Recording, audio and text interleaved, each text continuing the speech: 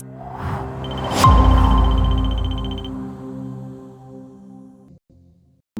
Alex Clift, SVP of Digital Sales for ViacomCBS. I've been with the company for almost 9 years, leading digital sales, mostly on the CBSI side.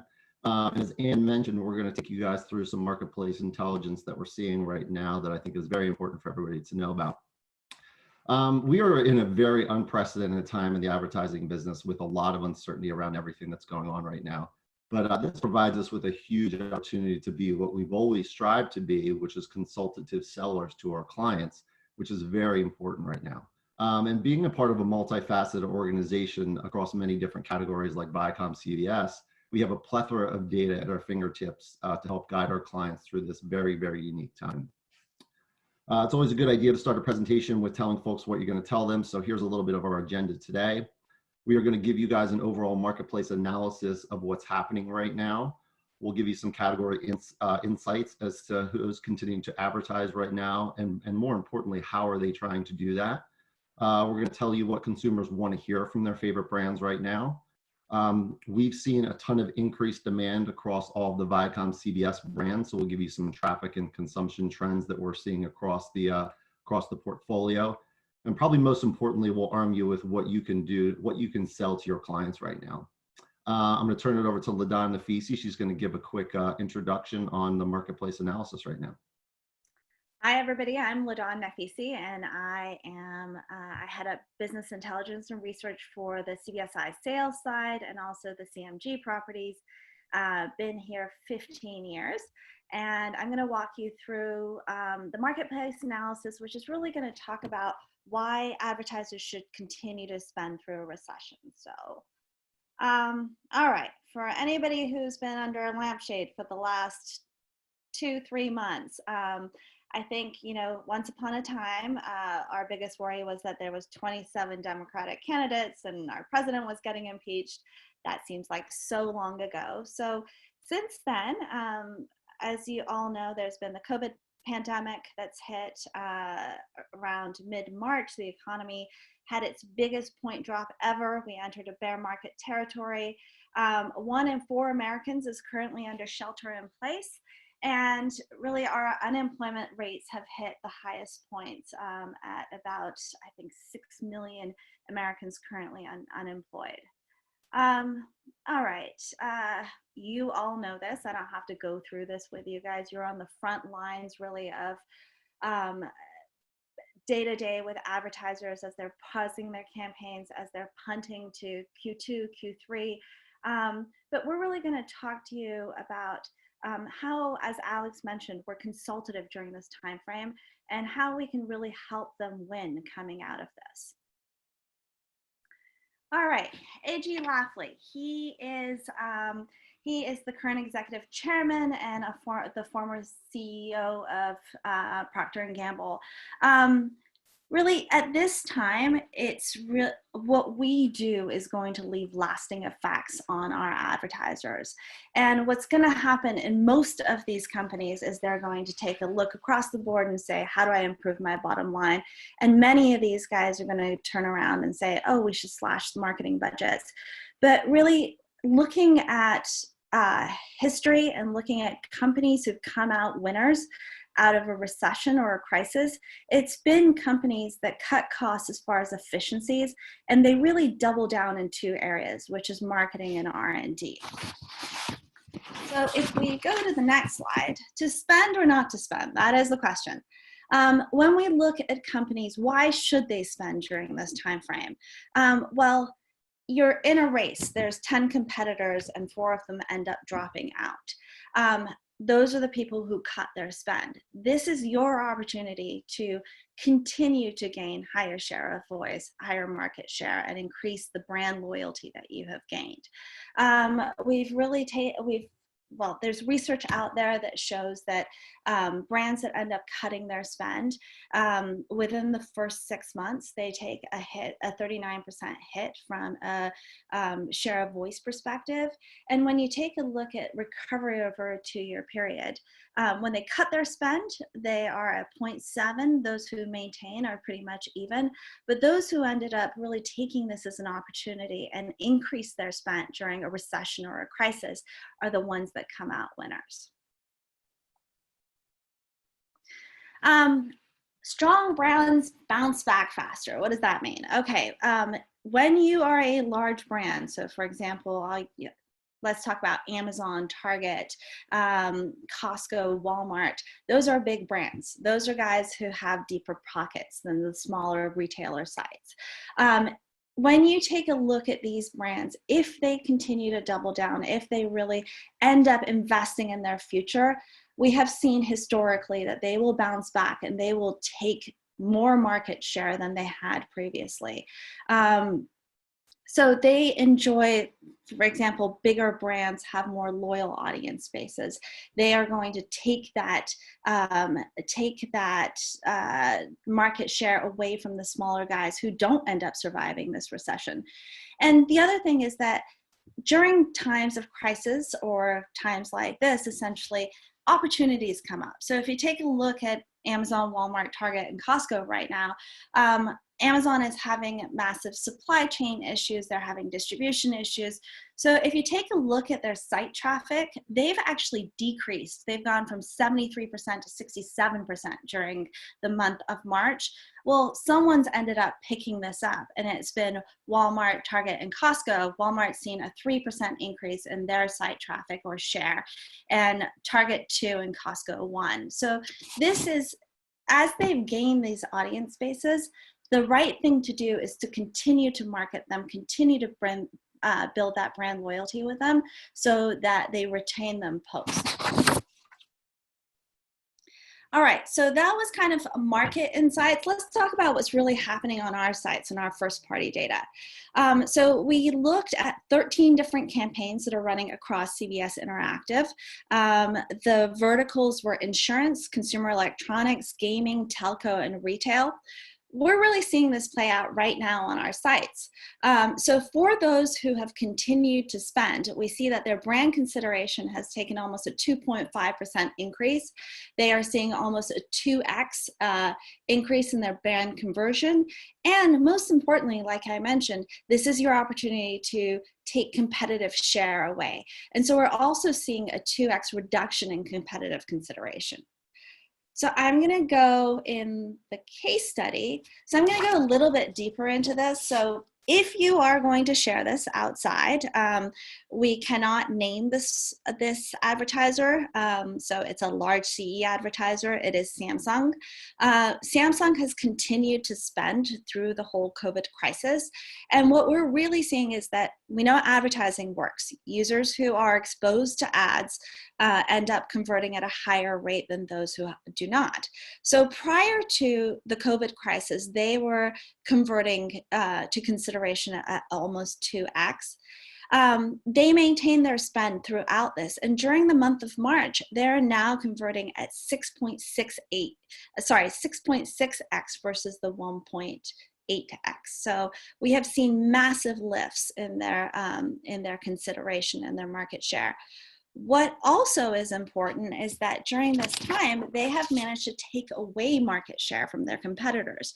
So if you look at the competitive set for Samsung, and this is in the wireless category, it's Apple, it's Motorola, it's Google, it's LG. I think LG came in with a very small spend and the other ones have not spent at all. What that means is that during this time frame, Apple has taken a 20% hit to their market share. Motorola has taken a 10% hit. Google 7, LG 5, but Samsung has actually managed to gain 25% share coming out of this. All right, I'm going to wrap this up. So what does this mean?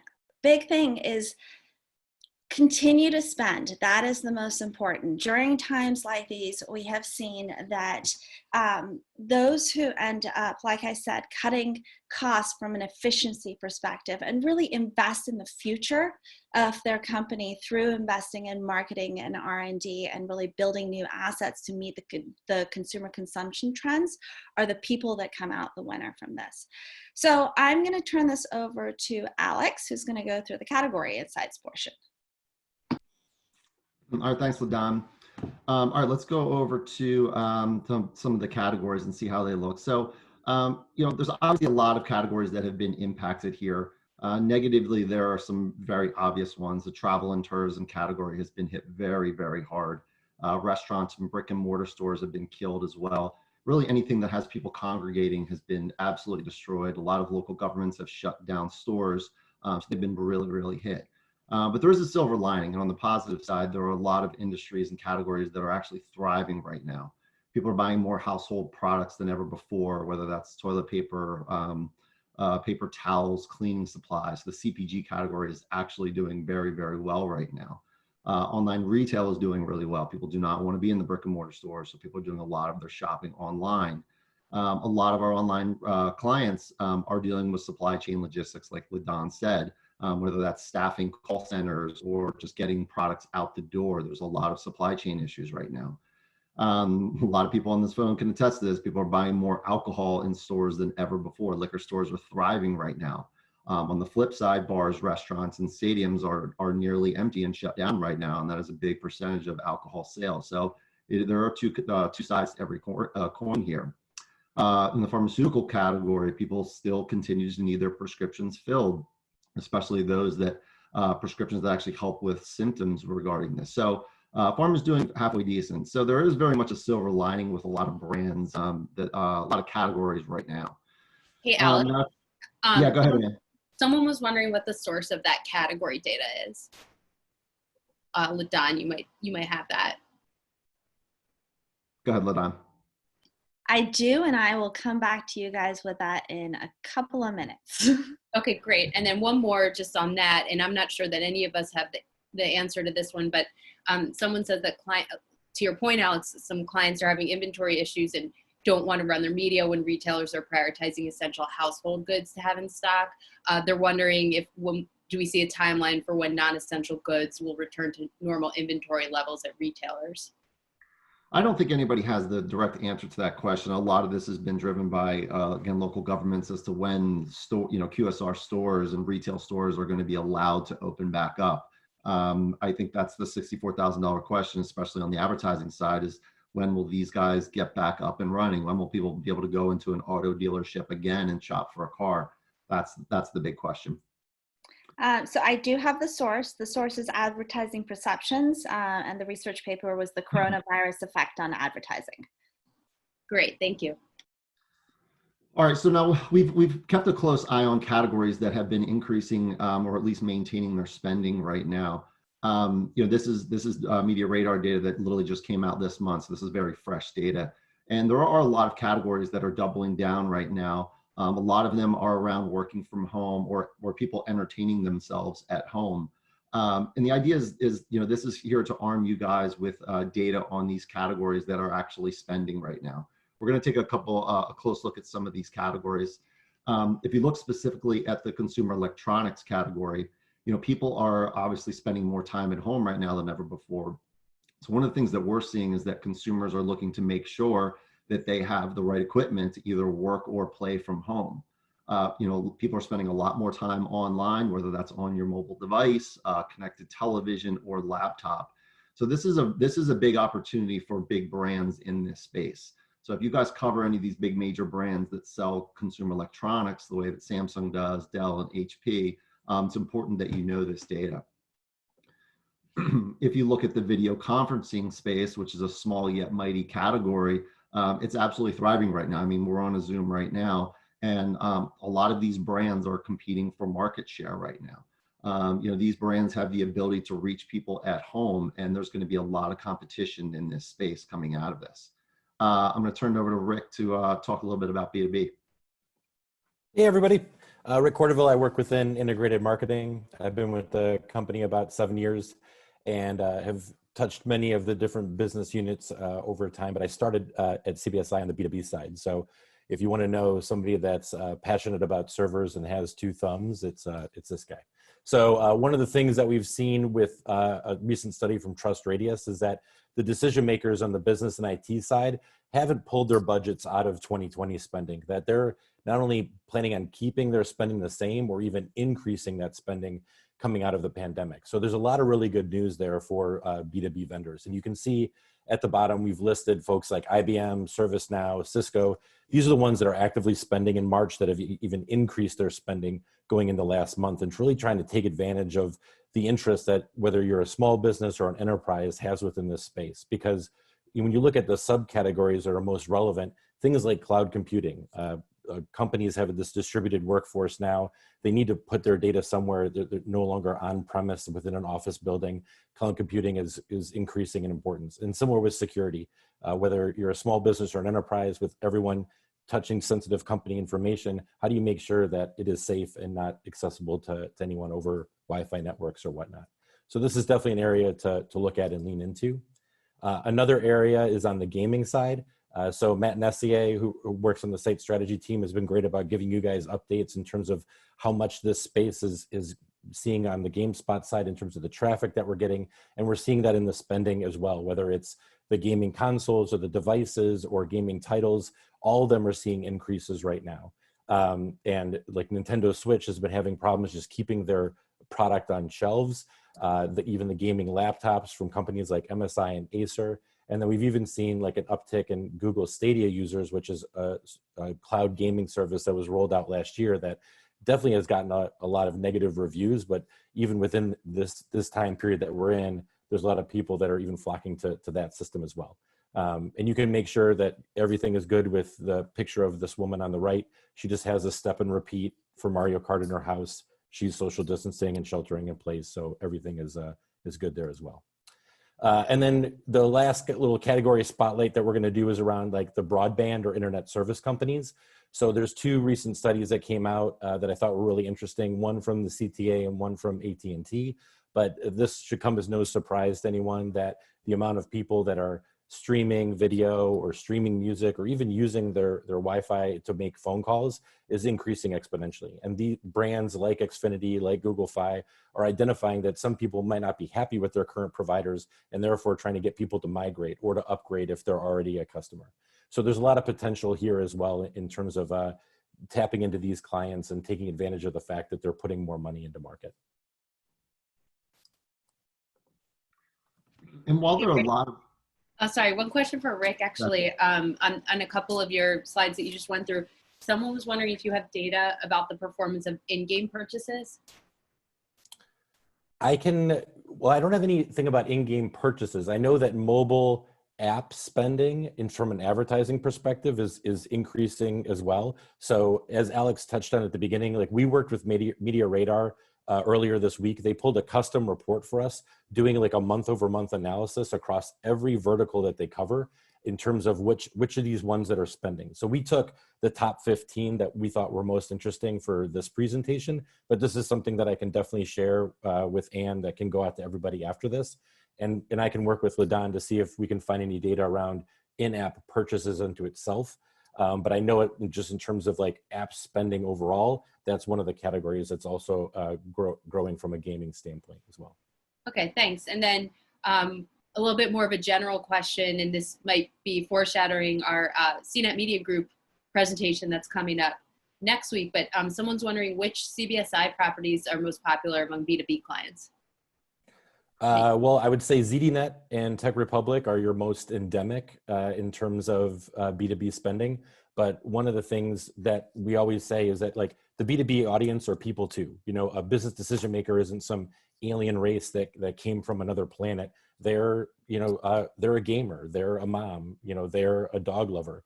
And so what we've tried to do is really stitch together B2B ideas with Goudreau on sports or with Ann yourself on the news stuff, so that we have a high propensity of B2B decision makers across a lot of the CBSI properties. So if you're looking to get really endemic and be contextually relevant about cloud computing and servers, we have the sites related to that. If you want to follow that audience extensively throughout the network, we've got those sites into sports and news and in our entertainment properties that can and follow them along as well. Got it. Thanks, Rick. All right, well, while there are a lot of categories and brands that are really thriving right now, it's crucially important that marketers adjust their creative messaging right now to align with what's going on. And there have been a lot of brands that have done that. If you look at the auto category, these were some of the first to respond to everything from changing to feel-good messaging. Toyota did a really good job of this, to offering special offers to their clients, to their leaseholders. Financial services has done the same thing. Many of them have been adjusting their creative to help with people's bills and mortgage payments. If you look on the pharmaceutical side, pharma has done a really good job of participating in the response here in donating supplies to essential workers on the front lines. And a lot of them have adjusted their creative messaging to help just provide information around testing. So they've done a really good job to adjust and pivot and not just run your same old creative. The brands that are very sympathetic to folks that are struggling right now are the ones that are really going to come out on the back end here as winners in this space. If you look at Brian Cooley, he's one of our favorites. There are a number of categories that are continues to succeed and actually rise from this pandemic. Brian has continued to keep his ear to the ground of what's happening in not only the tech space, but kind of broad ranged. And there's several categories that are going to be even more relevant in the coming months. 5G and mobile connectivity, obviously we're using that right now. Connected health and telemedicine, streaming services. As one of Brian's favorite quotes that he puts in his presentation is that crises are times of innovation. We're going to see new brands that are going to rise out from this. The key takeaways from this category are really, we always say this on the sales side, is to fish where the fish are, or skate to where the puck is going. There are a lot of categories, there are a lot of verticals, a lot of companies that are still continuing to spend right now. And we just want to make sure that we're talking to our clients the right way, and that we want them to use Viacom's assets and our data to help, make informed decisions on how they're going to continue to operate right now. Turn it over to Ben Belmont, and he will continue. Hey, thanks a lot, Alex. Ben Belmont here, Director on the Integrated Marketing side. Excited to talk a little bit about our audience and consumers at large. I think we just heard a lot of good data points that support the hypothesis that brands can and should still be advertising during this time. They can be effective, they can win share. But if we were to put ourselves in a marketer's shoes, we probably have to weigh that against the potential for negative perception if you were to show up in market.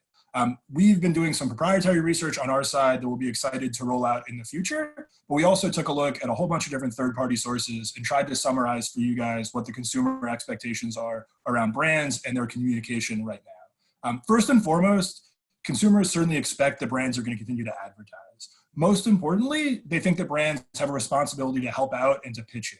When they're communicating, they're looking for brands to solve problems, not sell products. And of course, they're looking for brands to speak with compassion and empathy and use a reassuring tone. And so if we start with the premise that brands should be advertising, the next question is really, how should they show up? And Alex just alluded to this. Relevance matters, compassion matters. And so when you look at the total marketplace, in general, consumers are 30% more likely, or 30% more consumers are finding that they approve of creative that shows a brand and how they're responding to this crisis. And if you were to split that out over demos, you'd see that the younger the consumer is, the more likely they're willing to be to accept and approve of creative running at all, and also to have creative showing how brands are helping resonate. So that's really important for anyone that's working with brands targeting Gen Zs and millennials, but of course across the board. And we're seeing this reflected in how our clients speak about this. I'm not gonna read these quotes verbatim for you guys, but if you were to look at the language from CMOs across AB and Lowe's and Postmates, you'd find words like relevance and action, connection and empathy. You'd see calls to action to support local businesses. So they're clearly seeing the same types of information that we are. And when we're consulting our partners, we want to coach them to be speaking in this tone and to be showing up and helping out. We wanted to highlight for you guys a few unique examples that have been going on. So maybe perhaps going beyond just creative change, but opportunities that are unique and endemic to certain brands and categories. So JanSport launched something called the Unpack That Challenge on TikTok, targeting kids who are having a disruption in their lives because they're no longer able to go to school each day. They asked them to unpack their backpacks, set up their home desk, and share that with the world. And as you would imagine for a Gen Z audience on TikTok, they had a lot of fun with that. They put their own spin on it, and it really resonated. Millions and millions of views, tons of engagement, really unique and organic to their brand. Similarly but different, Burger King is giving away 2 free kids meals for every order app placed in their app. That's, of course, leaning into the delivery and online ordering that we're seeing. But they're also filling a gap for kids who aren't getting their lunches at school any longer. Again, really positive sentiment there online and vast reach. Lowe's put a large financial commitment behind this and then observed a pretty organic behavior. So communities and families were taking signs, writing thank you notes for healthcare workers and putting them outside their homes. They've actually taken that as a platform and built some creative around that, and are going to fan those flames of positivity. I'll fly through these next 3, but some interesting things that brands are doing, again, to stay relevant. So Chiquita Banana was one of a number of brands that changed their logo when social distancing became part of our collective lingo. They removed the Chiquita Banana lady and said that she was already at home. We've seen Audi break apart their rings, McDonald's busted apart their arches. So just another way that brands are reminding consumers what to do, but bringing it back to a fun and creative way with themselves. AB is one of a slew of brands similar to what Alex just mentioned in the pharma space that have leveraged their factories and production resources to shift into products that are helping consumers, which is obviously laudable. And then Visa took a different tack. Like most of us might have expected off the bat that with the Olympics postponed, that they would either go quiet or push their funds into the next year, but they pivoted. They, instead of profiling just the athletes and their preparation, are profiling the athletes, their preparation, and even things like washing their hands and staying sanitized. So really interesting ways that brands are engaging with consumers. And the key takeaway here is that there's really no one right way to do this, right? As long as you're showing up, you're being empathetic, you're focusing on how you can help consumers, and then you're keeping your communication focused on that, there's an opportunity to connect with consumers who are very, very engaged right now. Which leads us all to the big question this presentation is trying to answer, right? How can ViacomCBS help? How can we be the best partners to our clients? And I think we're uniquely positioned to do that because similar to brands, we're doing a public service every day, whether that's our news brands that are keeping consumers up to date on local and state and federal information, or our tech and B2B brands that are coaching you through health and wellness questions or how to work remotely from home, or even our entertainment and games brands that are just giving you a little bit of a break and some entertainment. We're hitting record highs in consumption, of course, because consumers are staying home, but they're coming to us because we have the content that they care about. So the most consumed month of all time on CBS All Access and CBS.com, most consumed month of all time on CBS, and the highest traffic spikes on GameSpot and CNET since E3 and holidays of last year, and the most consumed month for B2B in a year plus. We're seeing those lifts on what were already pretty large visitation. And if you're looking for the details, I would encourage you to check out the Google Doc that has been shared over the last number of weeks. And if you don't have access to that, feel free to shoot Ann a note or myself. I'll hit a couple high notes here. So entertainment streaming was up almost 50% year over year. Picard from February to March was up 35%. Really compelling when you think about how much anticipation there was for that show. Of course, March featured the finale, but a up ramp of consumers coming with us, staying with us through the rest of the season. CBSN, 342% year over year. I think sometimes big numbers like that become a little bit hard to contextualize, but just understand that even 100% lift would be doubling. And 2 important points to hit here on news. We're seeing consumer trust in journalism and news publications at the highest levels they've been in quite some time. And we're seeing that reflected in brands' willingness to advertise with us. So more than 40 new advertisers in the CBSN space, more scatter activity than we generally see, and brands are beginning to support that public service that we're creating. CNET, more than double uniques year over year, and GameSpot obviously attracting those young consumers that are spending their time gaming when they're not streaming or catching up with their friends. And so all of this means that we have the attention and the engagement of consumers. And so if we're going to be the best partners we can be, we naturally need to have some ideas for how brands can take advantage of that, which Rick's going to walk you through right now. Cool. Thanks, Ben. So what I thought would be interesting was taking the category insights that Alex walked through, the audience insights that Ben just walked us through, and then all of the great presentations that came through these Activate trainings over the week, like how you as that seller can kind of bring this out to market. So these are a series of thought starters that we have. They're just for example purposes, but we do have a Google Doc that the team has been working on over the last 2 weeks, just putting in proactive ideas that we'll share with Anne coming out of this, that we can distribute out to everyone as well. Because this fact of proactivity, that we need to lean in and start to approach our clients with how we can help, to what Ben was saying, I think is really important. So the first one here is on the entertainment side. And so Miriam told me that on the Q2 timeframe, the thing that they're most focused on is selling their video inventory, whether that's around prime time or all access. And so with the video conferencing companies really increasing their spend, we thought that they were perfect for an opportunity like this. We saw through Media Radar that overall spending across all media platforms is in the 33 million range just for Q1 alone, which is double what they had spent at any quarter over the last year. And so there's an awesome opportunity for these companies as they're trying to take share, for them to tap into our premium audiences and content and do something like the primetime video domination or an overall takeover on the all access side. And then as we talk about branded content, one of the things that I'm fortunate to do on a day-to-day basis is help run Studio 61. Studio 61 is the branded content arm historically within the CBSI side. This is the new logo that we just finished recently that kind of takes our color palette and applies it in a new way. So very excited about that as well.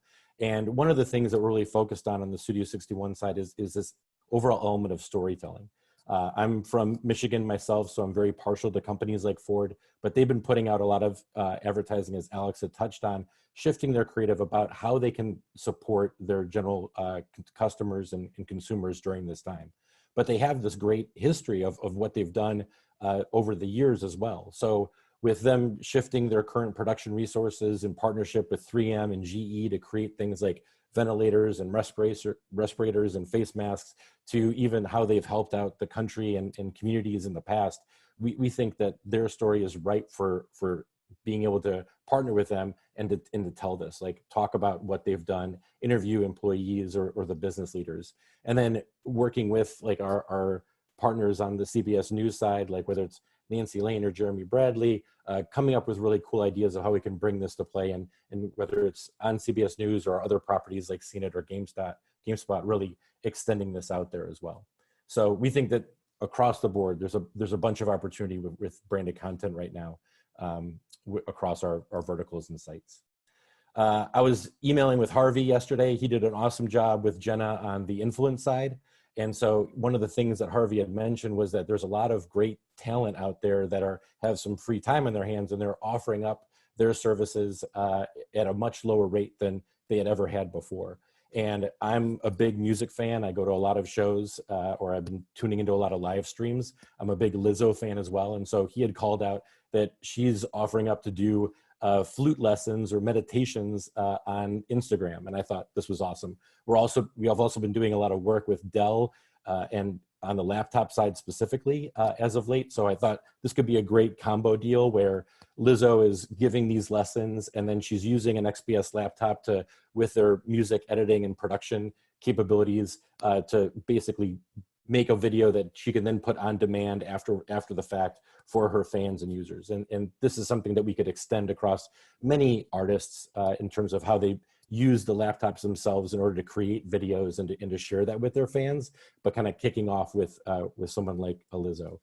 So a great opportunity to kind of tap into influence and just the strength that they have to create these partnerships for us with like top tier talent like the icons that they talk about, or down to the micro influencers during this time as well.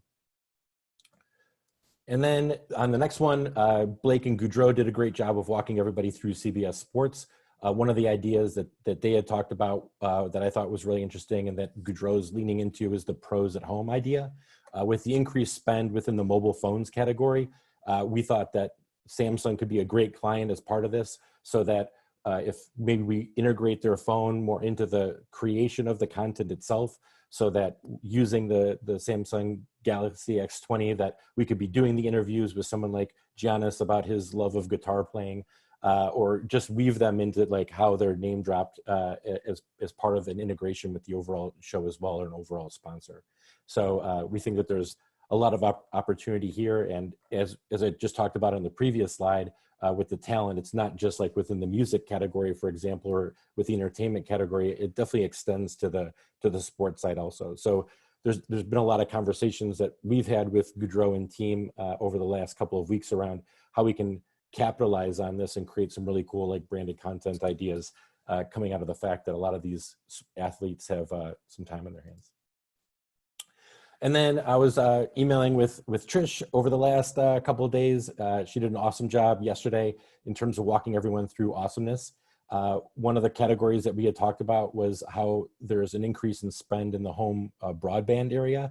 We've done a lot of work with Xfinity in the past, and they have a number of products that really help someone make their home smart. And during this time that we're in, a lot of people are looking at their domiciles and wondering how they can plus it up and make it more interesting. So we thought this could be a great way of combining those overall elements. And they have a show called Versus, where we could tap into two fan favorite influencers like the Merrill twins as an example, and kind of pit them against each other to see who could use Xfinity's products to make their bedroom or their closet or other parts of the home quote unquote smart. And we could make it into a competition where the winner would get $1,000 that they could give to a charity of their choice that's helping during this time of the pandemic. And with the insight that we got from Trish yesterday, and that the Gen Z audience really wants to lean into those brands that are doing charitable acts and that are looking to benefit society and their community overall, we thought this was a great way to kind of tie things together.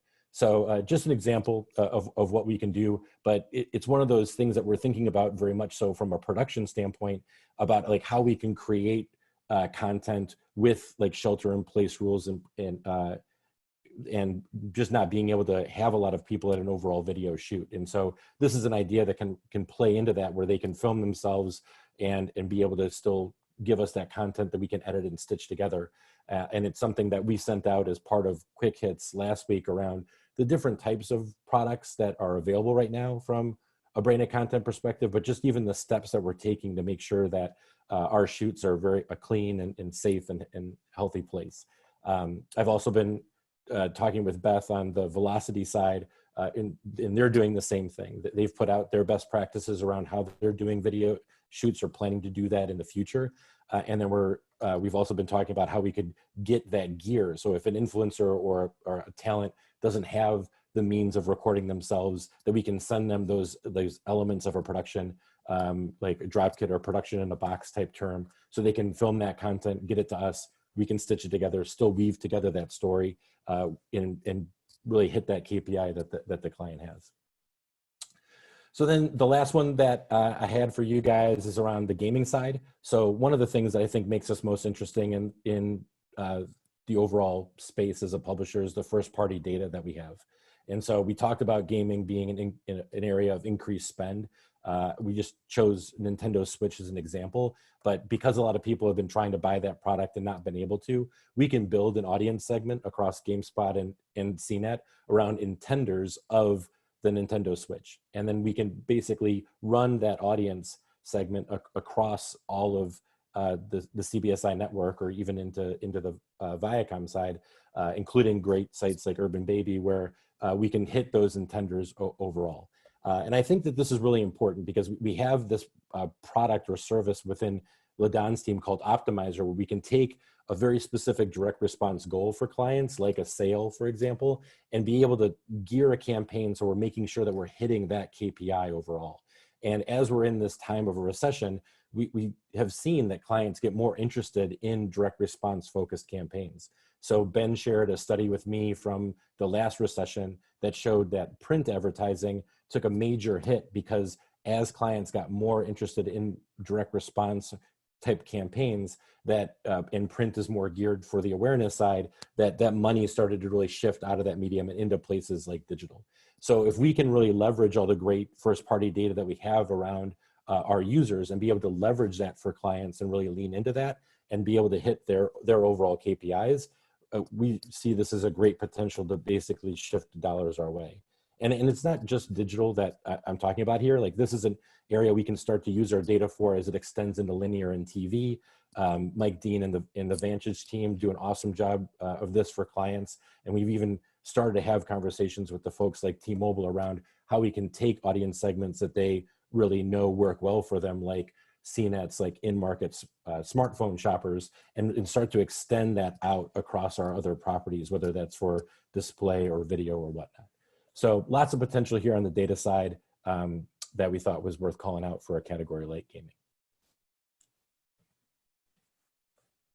Thank you. I can jump in with some questions before you guys get to the conclusion. Sure. And obviously those were some great digital focused thought starters, but there's of course so much more we can do throughout the portfolio. We know that. For anyone who's wondering what Quick Hits is, it's a weekly newsletter that we circulate to our broad sales team on the CBSI side with priority opportunities. And if anyone else on this call is interested in getting that, you can reach out to Natalie Camarda on my team who's on this call. Few questions for you guys. Somebody really liked the example of brands adapting their messages. Do we have more of those that we could send around or share? Have you seen more good examples there? Yeah, we do. We have a lot of examples of brands that have really pivoted in a very good, positive light here.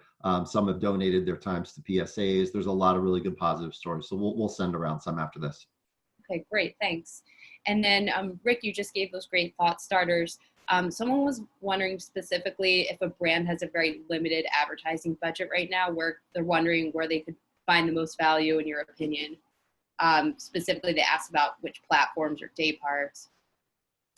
Yeah, I mean, I think that, I mean, it really runs the gamut. I think that what I like in terms of the conversations that I've had with Harvey so far on the influence side, and then what I've been able to continue to learn about on the awesomeness side is that from a content creation perspective, even if a client has limited budget, I think that we have a growing portfolio of opportunities for them that they can tap into. Not every client needs to do something like a whole big, video production in order to still make an impact. We've got the ability to create things like static infographics or animated videos that we can leverage our social handles for to kind of get out to a wider audience. And then, so I would say that's one area. I would say with the skill set that Ladan's team has within the business intelligence side, we have tools that we can tap into that use machine learning to auto optimize campaigns. And for a client that has a limited budget, but they, in my experience, and come from the agency side years ago, that sometimes those clients with smaller budgets are just as concerned about the performance of their campaigns as a big guy. And so we've got the tools in order to show to clients that investment that they're giving with us, whether that's on the video side or the display side, can actually perform well for them and tick that KPI that they have. So I would say that that's kind of like a broader area, but I would say that one that we could definitely tap into to kind of show them that it works. Okay, I'm just going to piggyback off of that and say it really depends on who the client's target audience is. We have such a broad spectrum of audiences that come to CBSI and across the board, across all of the linear properties as well. So we can definitely find the different audience segments and, as Rick mentioned, target them. Okay, great, thanks. And then finally, someone's wondering, of the brands that are seeing sharp declines in demand or revenue, are there categories that you expect will snap back the fastest? And are there some that you anticipate having more long-term damage? Yeah, I mean, I think so Courtney Cochran worked with Brian Cooley. That's who we had the picture of. I thought he put out a great video and letter about the categories that he thinks are going to be of most interest in terms of not only from an advertising perspective, but in terms of the general consumer as well. So I think 5G and just mobile and overall is going to be one that is going to see continued spend as 5G continues to roll out across more cities and the telecoms and the other verticals that really benefit from that start to lean in. So that's one area. From a lot of that I've been reading, like the telehealth side, and I would say just health and wellness in general. I think that people are trying to think about now more than ever what their lifestyle kind of contributes to, and how, whether they're sick and need to talk to a doctor, or just how they stay healthy in general, based on the situation that we're in, what they can do. And so a lot of the people that come to us through search are looking for how-to and advice-based content on some of the sites like CNET, for example. And I think that that's an area that we can definitely lean into and benefit from. When I think about the categories that aren't going to bounce back, we're really well positioned, I think, overall. Like, we've got a gaming dedicated property that's seeing huge amount of growth. I don't see that. Maybe there's going to be a little bit of a downturn if people go back to work, but that interest is always there. We've got the entertainment properties that continue to do really well. Once sports comes back in terms of the professional leagues, that's going to skyrocket right back up again. And people are always interested in the stories that kind of go along with it. And we talked about like technology and consumer electronics on that side, and news has been more important than ever. So I think that when I look at the categories that we play in, it's not like we have a site dedicated to underwater basket weaving where we're like, oh, shucks, like if only more people were interested in this. I think we've got the verticals that can really be competitive out there in the market. Great, thanks. Yeah, just to wrap this up, you know, we know who's spending right now. We have a lot of kind of boots on the ground about what's happening in the categories. But the most important thing is to truly be consultative sellers right now. Work with your clients, provide them with information, whether that's specific to CBS Interactive, Viacom, whatever that may be. You know, help guide them through this time. You're going to come out on the other end looking really good here. And most importantly, utilize the entire portfolio. We have so many amazing brands to talk to clients about different things. So make sure you guys are tapping into everything that we have that can help guide clients through this time. And with that, we'll wrap it up. And if there are any more questions, we'll take them now. And if not, everybody have a happy weekend. Yeah, I think we'll wrap it up now, guys. That was so interesting. So thanks to Ben, Alex, Ladan, and Rick. We will pick up our Activate training series on Monday with Vantage 101. Wanted to just thank all this week's presenters and all of you again for coming. Wish everybody a happy Passover, a happy Easter, and a wonderful weekend. So thanks so much. Thank you all. Bye. Bye.